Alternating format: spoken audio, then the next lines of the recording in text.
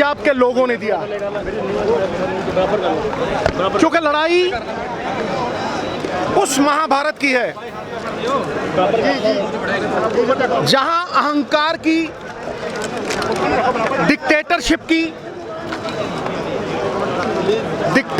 की लोकतंत्र से है। राहुल गांधी के पूर्वजों ने श्री कृष्ण से प्रेरणा लेके आजादी की लड़ाई लड़ी और उस लड़ाई ने कई हीरो दिए। सरदार पटेल, जिन्होंने राजे राणे खत्म करके लोकतंत्र की स्थापना की, संपूर्ण कुलीन तंत्र में रानी का बेटा राजा, राजतंत्र में जिसका बल वो राजा। लेकिन लोकतंत्र की स्थापना इंडियन नेशनल कांग्रेस ने देश को आजादी देके, freedom eight midnight, Pandit Jawaharlal Nehru की वो स्पीच वो दी थी। और आज उन्हीं का परपोत झंडा बरदार बन के लोकतंत्र का एक डिक्टेटरशिप से लड़ाई लड़ रहा है। जब उद्धव ठाकरे साहब की सरकार मुंबई में गिराई जाती है और उनका चोन चिन्ह छीन लिया जाता है, तो क्या वो लोकतंत्र के हक में है? बाबा साहब अंबेडकर ने देश को आजाद होने के 3 साल बाद संविधान की रचना रची थी। कॉन्स्टिट्यूएंट असेंबली बनी थी, हर देश के वर्ग को उसमें जगह मिली थी, हर सूबे को जगह मिली थी, और फिर इंडियन सॉवरन सोशलिस्ट रिपब्लिक की स्थापना हुई थी। रिपब्लिक का मतलब लोगों के अख्तियार, लोगों की ताकत, लोगों के वास्ते। और आज लोगों की ताकत एक तानाशाह डिक्टेटरशिप के वास्ते है। लोगों की ताकत सरकारें गिराने में, उद्धव ठाकरे साहब की सरकार गिराने में लगाई गई। लोगों की ताकत का फायदा उठा के बच्चियों को जलील किया गया जंतर मंतर पे।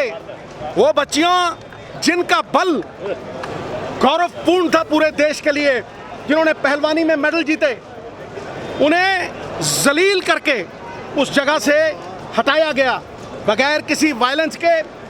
उनका लोकतांत्रिक अधिकार छीन लिया गया।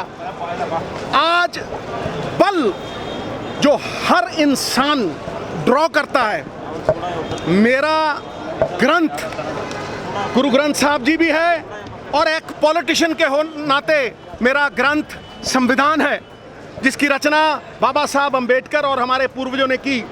आज वो संविधान की धज्जियां उड़ाई जा रही हैं।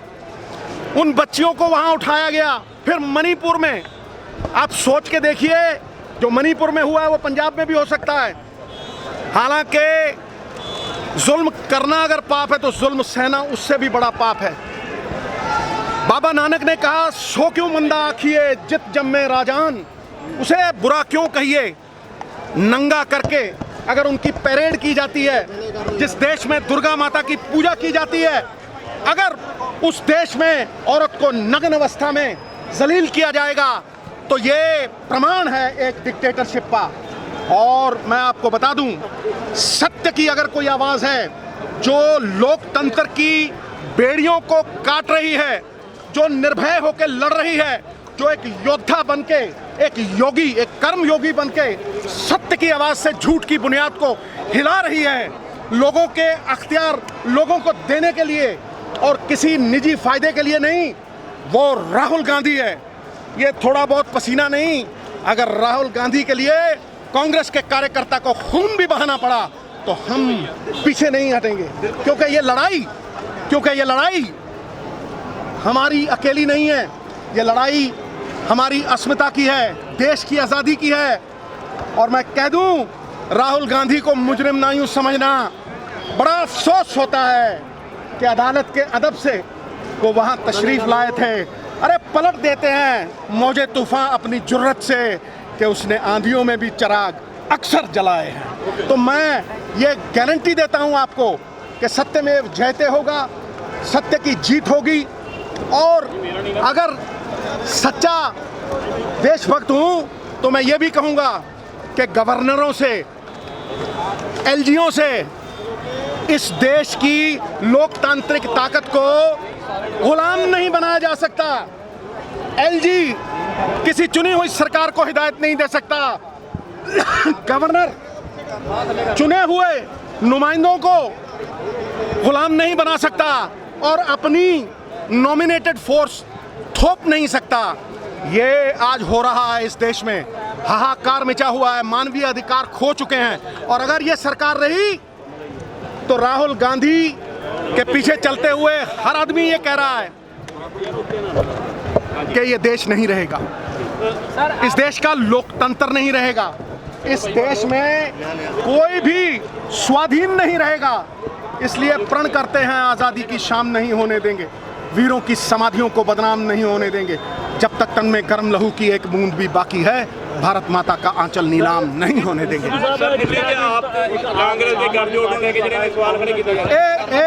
मैं जवाब दूंगा इस पर पूरी तरह से।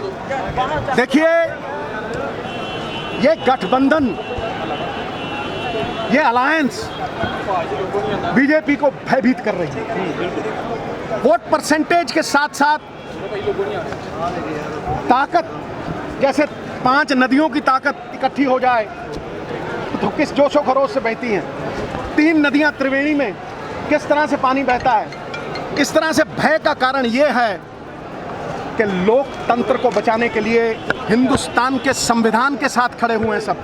ये किसी पार्टी की अलायंस नहीं है, ये संविधान की अस्मिता को, संविधान की आन बान शान को स्थापित करने के लिए एक अलायंस हुई है।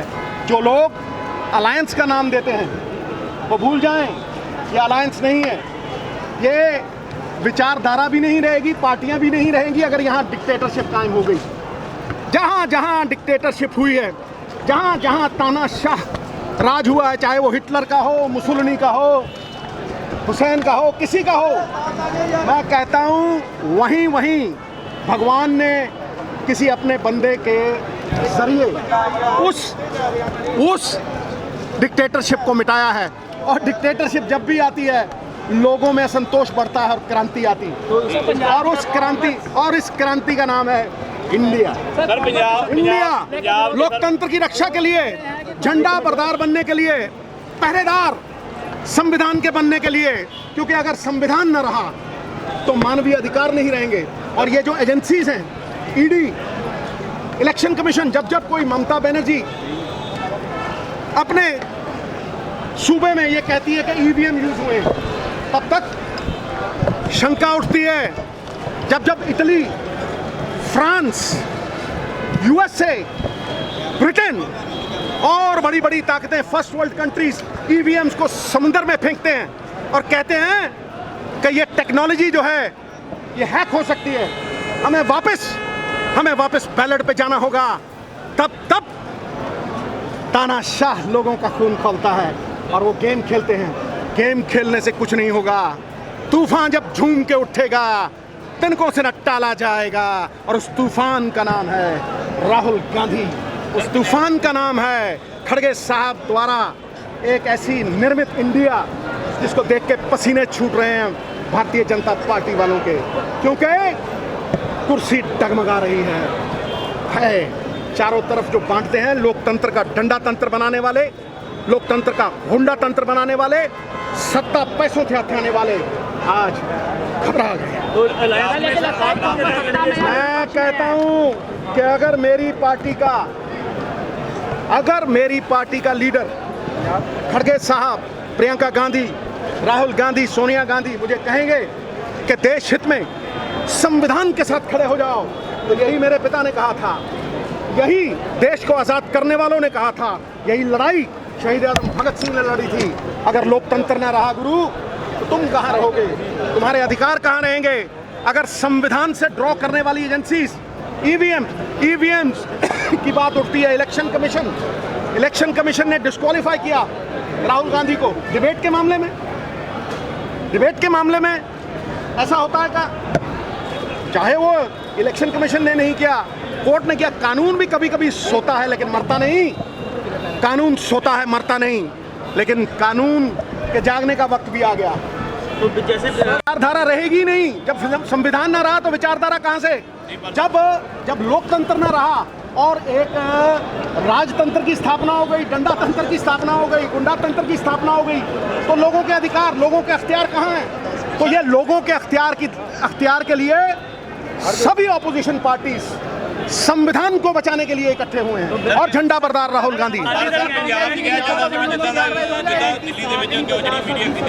मैं तो कह रहा कि भाई हरेक दा कोई बॉस होंदा है, हाई कमांड जो तय करेगी वो सोच समझ के तय करेगी, और हाई कमांड अगर कॉन्स्टिट्यूशन ਨੂੰ ਬਚਾਉਣ ਦੇ ਲਈ ਸ੍ਰੀ ਜਾਖੜ ਵੱਲੋਂ ਕਿਹਾ ਗਿਆ ਕਿ ਕਾਂਗਰਸ ਨਾਲ ਸਮਝੌਤੇ ਕਰਕੇ ਆਮ ਆਦਮੀ ਪਾਰਟੀ ਆਪਣੀ ਸਾਖ ਨਹੀਂ ਬਚਾ ਸਕਦੀ ਹੈ। ਇਹ ਉਹਨਾਂ ਨੂੰ ਜਵਾਬ ਦੇਣ ਦਾ ਸਮਾਂ ਨਹੀਂ, ਇਹ ਆਪਣੀ ਗੱਲ ਰੱਖਣ ਦਾ ਸਮਾਂ ਹੈ। ਭਟਕਾ ਨਾ ਮਿੱਤਰ ਪਿਆਰੇ, ਜੇ ਅਕਾਲੀ ਦਲ ਨੂੰ ਮੈਂ ਇੰਨਾ ਹੀ ਕਹਿਣਾ, ਜੇ ਕੱਲ ਨੂੰ ਕੋਈ ਕਹੇ ਵੀ ਤੁਹਾਡਾ ਜਿਹੜਾ ਲੋਗੋ ਹੈ ਉਹੀ ਖੋਲਿਆ, ਹੁਣ ਤੁਸੀਂ ਅਕਾਲੀ ਦਲ ਹੀ ਨਹੀਂ ਰਹੇ ਜਿਵੇਂ ਸ਼ਿਵ ਸੈਨਾ ਨੂੰ ਕਿਹਾ ਸੀ, ਤੇ ਕਿਸੇ ਨਾਲ भी हो जाऊगा ना, ये किसी के साथ भी हो सकता है। तो मैं कहता हूँ जितने इकट्ठे हो जाएं, जितने पहरेदार बन जाएं संविधान के, हमारे ग्रंथ के, उतने अच्छे। Sovereign socialist Republic, democratic Republic, ये उसके लिए लड़ाई है, संविधान के लिए लड़ाई है। लोगों की ताकत लोगों तक कहाँ पहुँच रही है? लोगों की ताकत चंद लोगों में सीमित रह गई है। नौकरियाँ कहाँ गई? बैंक लुट गए, देश पे सबसे ज्यादा कर्जा हो गया, कोई बात करता है? अरे भाई हिंदुस्तान में सब है, सब इस सेकुलर मुल्क है, था और रहेगा। ये उसी सेकुलर देश की एग्जिस्टेंस की लड़ाई।